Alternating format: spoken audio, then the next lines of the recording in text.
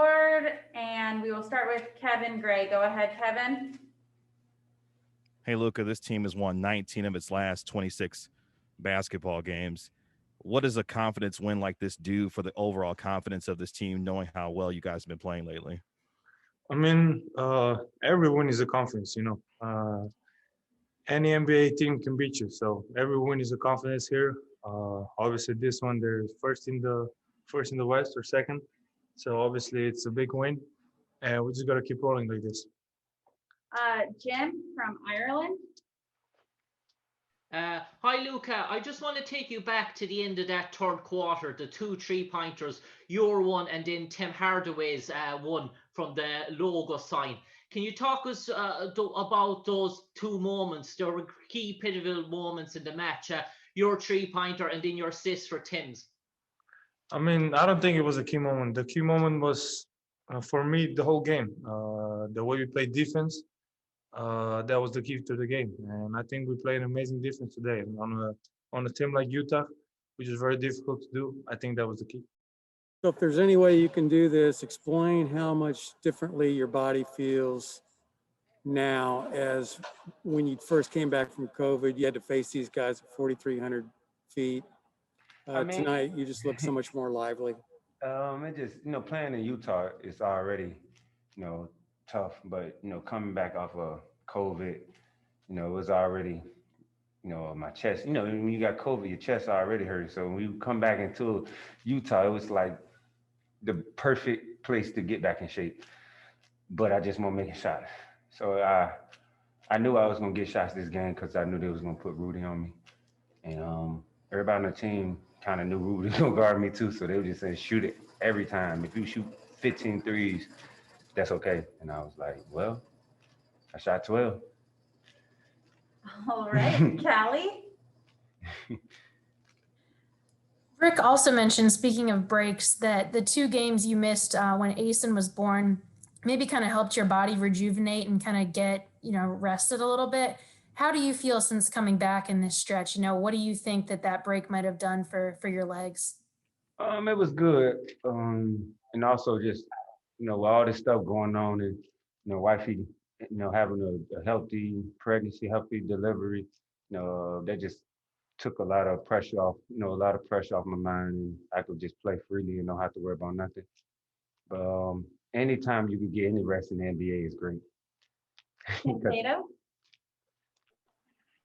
Hey, Doran, you kind of said it in regards of knowing that, Rudy's going to be the guy guarding you, that you're going to have to shoot a lot. When I asked Rick about it, he mentioned you kind of had the same thing in the bubble against Milwaukee. That was another scenario, another game where just the mindset had to be different. How different is it? Like, are you mentally planning ahead for just how many shots you're going to have to take?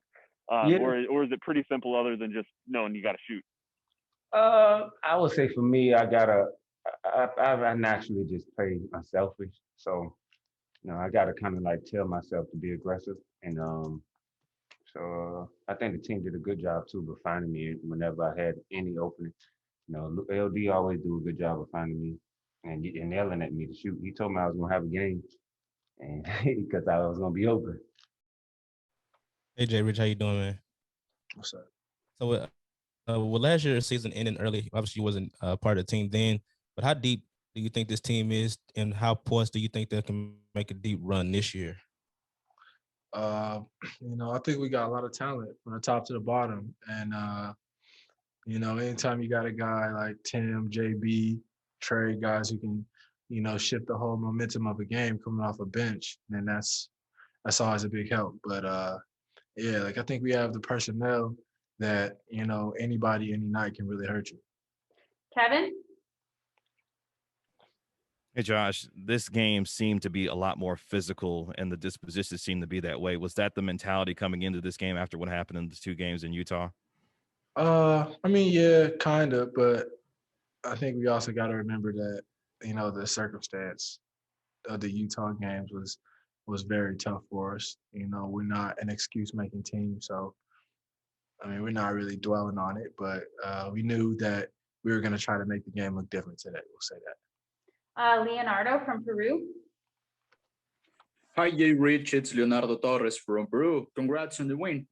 Did Thank you. Rich, this win mean something different for the team?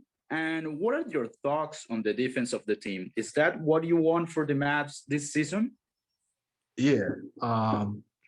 First of all, coming into the game, we know the Jazz are playing some of the best basketball in the NBA, so we knew it was going to be a tough game.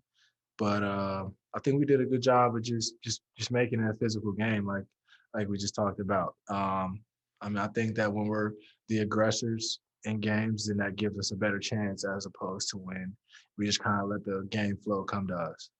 Okay, and the last one will be for Jim. Jim's from Ireland. Hi, Josh. Loads of teams throughout the NBA, if they were playing the Utah Jazz, would miss Kristaps Porzingis. Obviously, it didn't affect you there tonight. What does that say about the strength of your team that Kristaps wasn't playing and you still beat one of the top teams in the NBA? Yeah, I think the guys who had to fill the spot for him, those are big shoes to fill. But I think that, Maxi Kleber, Nicolo Melli, new guy, I think Dwight Powell, those guys did a good job of just filling the shoes by committee. So we couldn't really ask for much more from them tonight. Hey, Tim, you guys have won 19 out of your last 26 basketball games. What does a win like this do for the confidence of a team that you beat that's won 9 straight, one of the best, if not the best in the NBA, about what it says about what you guys are doing going forward? It says a lot, but you can't hang your head off just this win. We knew that they got the best of us when we were in Utah, so we just want to do a great job of coming out tonight, being the aggressor, and just keeping our foot on the gas pedal the whole entire game. So we just giving all of our guys credit for just sticking with the game plan that the defensive coaches gave us, and we just made sure we did that in the game. So. With all that being said, it was a great win. Eddie? I know it doesn't come down to individual matchups, but how satisfying was it to kind of go toe-to-toe with the other Sixth Man of the Year candidate and actually get, go toe-to-toe and get a break-even split out of that, at least in the points department? It was good. Jordan, he does a great job of just moving on to the next play. So that's their spark coming off the bench. He's been doing a heck of a job all year long, and he's going to continue to do that. So you just got to match his energy and match his aggressiveness once he checks in the game. Okay, Jim from Ireland. Hi, Tim. One thing that struck me there was the team rebounding game there today. And you yourself, you rebounded Rudy Gobert a few times as well. You out-hustled them on the boards for a few things. So everyone throughout the team was contributing in terms of rebounding today. Yeah. I think it was just more so of gang rebounding. They killed us on the boards at their place in Utah, the 2 games we played them. So we just wanted to do a great job of just helping our big guys out there and us guards checking out our man and still going in there to help the bigs. So we just made sure that we did a great job in that part of the game.